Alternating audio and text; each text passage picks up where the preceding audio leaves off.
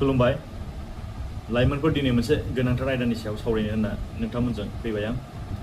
मैयानि मोनसे news bite जोंनि बारग'सिब हाग्रामा महिलारि बिनि बारै सावरायनि आरो जोंनि मेगनखौ बेखेवलायनानै लानि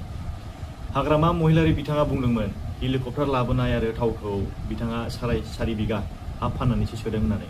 अके हा फानदों मादों बेयाव जोंहा बुंनांगौ जेबो गैया नाथाय बिटिआरखौ जों मोजां मोनो जों बेयाव रायजो जाबोदों आरो जालांगोन खोथाया दा बेसो बिटिसिनि 17 बोसोरसिम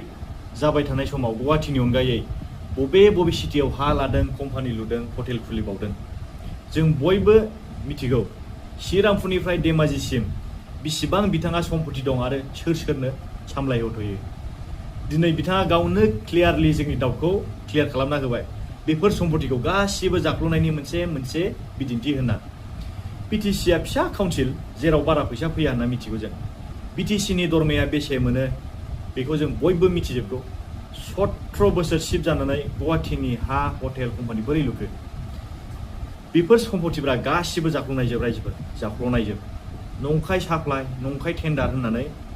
खौथि थाखा लुथिनानै सम्पति सोरजिजोबनाय थांनाय 17 बोसोराव हिउमेन रिसर्स सोरजियासै बियो दानि बिटिआरनि चिफ मानाव गेदेर बिथांनि लानाय सुपार 50 मिशनखौ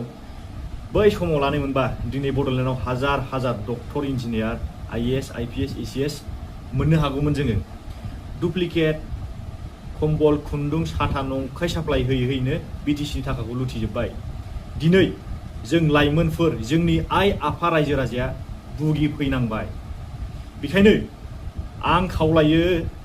लुबैदों बिथांखौ बे इलेक्सनाव रायजो राजाफोरा जिरायथ'होनांगौ आरो